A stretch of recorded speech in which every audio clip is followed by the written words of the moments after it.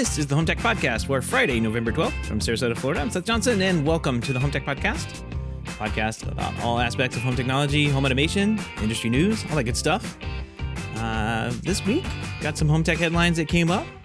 Want to mention the definitely starting up the HomeTech Talks again. So if you're a patron, head on over to the patron page and sign up for those. I'll also be posting a link in the Slack chat, just kind of reminding people about that and get everybody on back and registered for that so we can get that going. I'm really excited to finally, find some time and sit back and sit down and talk with people a little bit more. And starting next week, it's been really busy. And I think it just need some downtime, need to chat. There's been a lot of great conversations happening in the hub that I think normally we would actually have together and kind of talk about together. CEDIA Awards just happened. I saw a number of recognizable company names float by. So if you did win one of those awards, congratulations. That's really, I really wish that as an industry we could see what's being applied. I know that like some of the way they do these awards, it's basically like you have a job that you're doing and you compile all your documentation and you basically submit it into CEDIA for an award. Take photos of the final product and all that, make sure it's installed correctly. But you basically put your entire process on display at CEDIA. It doesn't really go anywhere else. No one else can see what you've done because it's kind of, it's not really your house that you're showing off, it's your clients. So I can understand that there's privacy aspects to that as well. Of course, there's security aspects too, if you've installed the security system or camera system, that kind of thing. So understandable that there are aspects of this that you can't see, but it really would be cool if we could get some examples or some in general type look, just like some general looks at what proper documentation and what all this kind of like what goes into putting these projects together at this size and at this level. Because I have seen personally, I've seen some of these documentation and jobs, and they are impressive. So I really wish that our industry had a way that we could show those types of projects off. It really would be cool. But with that said, let's move on. Let's move on to some HomeTech headlines. All right. Well, Google's second gen Nest Hub already comes with the ability to track your sleep patterns, but thanks to its solely powered sleep sensing feature. I know we talked about this maybe a year or two ago. I don't know when they first introduced this product and the sleep sensing feature. But now Google's rolling out an update that should help get a more detailed look on the quality of your sleep. And according to an announcement post on the company's keyword blog, the Nest Hub will now display a sleep staging chart that shows your various stages of sleep, including how long you were awake or experiencing REM, light, or deep sleep. Google's also adding an update to the Nest Hub sound detection. So instead of capturing all the sounds in the room while you sleep, it should only track like coughs and snores that it detects from the calibrated sleeping area. So any sounds from outside of that area will be placed into like another timeline called other sounds. And I guess that was kind of a feature or kind of a limitation, I guess, that was noted in some of the reviews that had come out on the product. Kind of messed up how sleep tracking would happen. Like if sound from another person could be heard, it kind of counted against you or something like that. So they made the sensors better. They made the software better. It sounds like a pretty good update. Additionally, they're getting a new app from Calm coming out in December. The app is basically, I'm sure you've seen this on iOS devices, but it's like sleep stories, relaxing music, meditation sessions, that kind of thing. So they're going to build that on Calm. There are free things on there, but you need to access the entire library. It's about $70 a year to do that. So for that Calm premium account. Well, moving on here, thanks to a leak posted on Reddit, it's starting to look like Sonos will be releasing their own digital voice assistant. A few years ago, Sonos bought privacy-focused digital assistant startup Snips. And since then, it's been speculated and that the company is working on its own digital assistant to help play back music on it and control its speakers without the need to integrate something like Alexa or Google Home.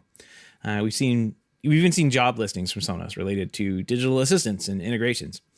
If you combine all that news with from Reddit, and it appears that we're getting pretty close to seeing what this would actually look like. In fact, they even had a logo of the Sonos Assistant. Kind of the logo is like next to Amazon's little voice looking, the Alexa little voice logo, and they had a logo next to Google. So there's some image leaks that have come out from somehow somebody got one of these things. So it should be interesting. There's also a list of generic commands for like playing music and operating the system in general, kind of included in that. Like, so I'll put a link to that Reddit post, and you can go check those out if you want to. This is all like the first real clue that the voice assistant, or I mean, it's more like a voice controller, I guess. It's not really an assistant, but it might be real and on the way. Sonos also posted a survey earlier this year regarding a, quote, potential new product offering called, and wait for it, Sonos Voice Control. So according to that survey, to activate the assistant, you just had to say, hey, Sonos. And all the commands would be processed locally on the device.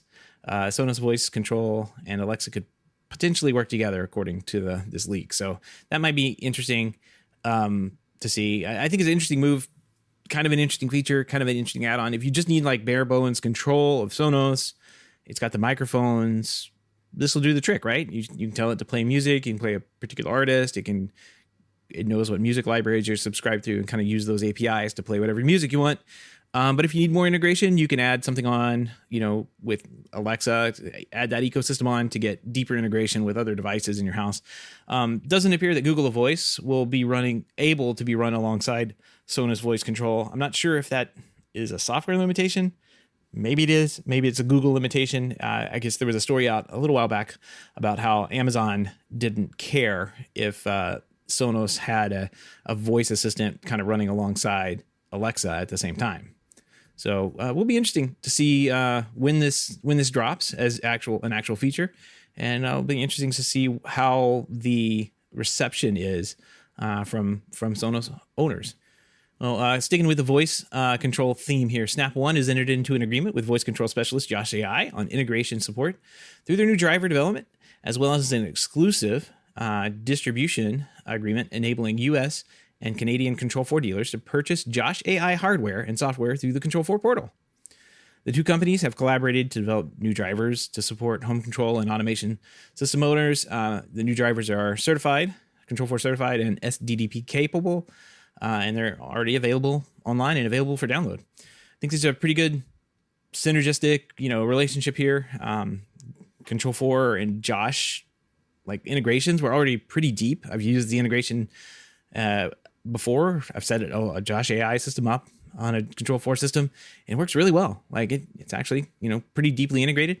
And kind of a fun fact, like one of my first contracts that I did when I started working at Blackwire a number of years ago was writing kind of their first integration between Josh and Control4.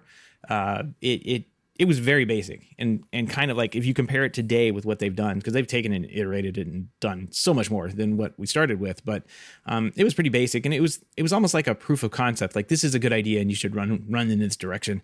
And I'm glad they have, because anything that can kind of deeply integrate with other stuff, really helps move things forward in the market. And I think you see that with the way Josh AI has approached Control4 with Crestron Home and all that. This will be great for Control4 dealers because they'll be able to go on and kind of like not only get the training and everything through the Control4 portal, but they'll also be able to purchase the products and potentially, I don't know how it works. Maybe Snap AV or whatever or Snap One is shipping the products. I'm not too sure, but I know like shipping is kind of a pain, but it will definitely be good for Josh AI to kind of open up a broader integration base, right? That would be easier for them to get into a more like a bigger area of work with more dealers selling into more projects. So good for them, and good for Snap One and Control4. All right, ADT announced it has signed an agreement to acquire SunPro Solar. It's the number 2 ranked by Solar Power World in 2021 for the top residential rooftop solar contracts here in the U.S. They bought them for $160 million in cash, plus an approximately 77.8 million shares of ADT common stock, kind of implying a total value of a purchase for $825 million. ADT will rebrand SunPro as ADT Solar and enter the rooftop solar business to offer ADT customers a protected, connected, and now powered home.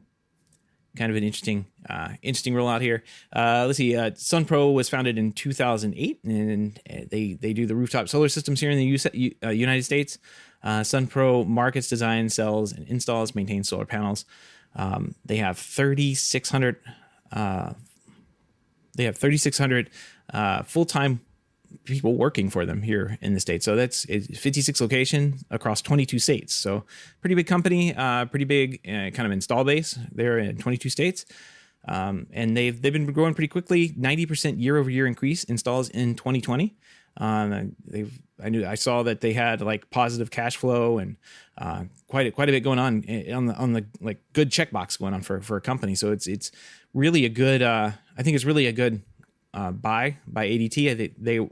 They were actually, if I look, like I think Vivint has their own solar wing as well. So it's kind of like ADT is kind of catching up there, but this kind of makes sense. Like this is a technology piece that for a larger company who is already on the job site, this is one of those things that it makes sense for them to get involved with if they can. I'm not sure that there are very many integrators out there that can switch their business into being a solar business as well. But for companies like the size and scope of ADT, it kind of makes sense for them to expand their offerings here, especially in something like solar, which is definitely going to be a growth industry here in the States moving forward. If I look around my neighborhood, there's only a handful of houses here in the Sunshine State, right? We're in Florida. There's only a handful of homes that even have what appears to be solar roof on it. We have to be tricky. It's kind of tricky around here because sometimes people will put their pool heaters, like solar pool heaters, on the roof. So it kind of looks like a solar panel, but it's not. It's for their pool. But yeah, it's interesting. This company, Solar, definitely has a lot of growth here in the States. There's a lot of rooftops that could go on, and ADT is probably looking at that and pretty bullish on it. So good for them. Here's another kind of acquisition thing going on here, and this is kind of an interesting one, and it's got a good quote in here from Stacy Higginbotham over at IoT Podcast. Level Home, the maker of kind of a really cool smart lock that actually sits, funny enough, sits level in the existing deadbolt cavity on the door, has raised an additional $100 million in a Series C round of funding, as well as completing an all-stock deal to buy multifamily residential software company Dwello. The two moves are a part of a big master plan by Level Home CEO John Martin to grow a new market while also adding a subscription line of revenue in the mix for Level. Here's a really good quote from Stacy. I'm just going to read it straight out because it kind of touches on a number of themes and ideas that have been kind of happening over the past year or so and will probably continue to happen. So it says, if we're reading the smart home tea leaves, it's getting more and more difficult for smaller hardware makers to compete with the giants. And I only expect that to become more difficult as Matter smart home interoperability standard gains ground next year. Last week, we saw Ecobee sell to Generac, for example. Earlier this year, June sold to Weber. That's an oven maker and selling to the Weber Grill company. Any companies that aren't selling out are trying to bring in new revenue streams in the form of subscriptions. Here's another good example from her. In July, Dave Crosby, CMO and co-founder of Wise, they make smart home devices, cameras, and that kind of thing, spoke about the need to create a subscription product so the company could satisfy venture capitalists and raise the necessary funding. So yeah, I couldn't agree more. If along with kind of I hate to say this like a slowing market because I think we've all been as busy as we've ever been, but there's definitely like a component shortage that's holding us back from actually doing the jobs that need to get done, right? But we're seeing a big like contraction across the market, which in general means the market is getting smaller, and that's not only happening on the pro side of things, but it's also happening on like consumer side of things. And in this case, I mean, both Level is a consumer based product, but also kind of with the multifamily like rental or apartment type software like Dwello. It's also happening there as well. So, and you see, Snap EV a couple of years back went on a shopping spree and bought up, a ton of a ton of companies, ton of distributors around the States. You're seeing smaller companies like, smaller companies like Ecobee, like in Stacy's example, teaming up with larger companies, smaller companies like the solar company we just talked about, Solar Power, SunPro Solar, joining a larger company like ADT. So I think any company that's not on like super firm footing financially, or kind of a small fish in a big pond, they're going to be jumping at this opportunity to join a bigger company here. And I haven't really thought out how this plays out to, the normal integrator or the regular Joe, right? Like these are big power moves that are happening at a level that most small businesses don't even think about. But eventually these decisions and everything kind of trickle down to us. So I'm trying to wrap my head around what that's going to make our market look like, as pro installers and as consumers of those pro type products. Like what is the marketplace going to look like 2022, 2023, 2024, as these larger companies kind of have absorbed everything and are working to make their products and processes more efficient? Like what is the marketplace actually start looking like? What products are we going to have? And again, as Stacy in that quote mentioned, Matter smart home products start coming to market and kind of vacuuming up some of that the DIY market, or even the do-it-for-me market, right? Like it's supposedly going to make that setup and install a lot easier. What's going to happen to much of that market? Is it going to expand? And are we going to see more and more companies starting up for the do-it-for-me crowd, or the DIY/do-it-for-me crowd? I don't know. It will be interesting to see what happens. We've definitely seen, in my opinion, the middle of the market. The homes that were typically contracts that were like $30,000 to $90,000. That may not seem along the line, but like if you're just talking a few rooms of audio and maybe a home theater in there, like that's pretty normal for an AV company here in the States to kind of live off that. And those projects are just, they're few and far between these days. Everything has kind of gone one way or the other, either down to the do-it-for-me stuff, install Ring doorbells and some Ring cameras, a basic security system, or you're going the complete opposite direction, full-blown home automation, custom interfaces, Control4 restaurant system, lighting control, panelized lighting control, all that good stuff. It's going the other way. So the stuff in the middle, you start fighting over scraps, and those projects start going in different directions. And I wonder what those companies, I used to live there. It's kind of why I'm thinking about it so much. That's what my company did. We focused heavily on those, and I wonder where those companies are going to go. If I was still running or part of that, I don't know what our sales solution would be.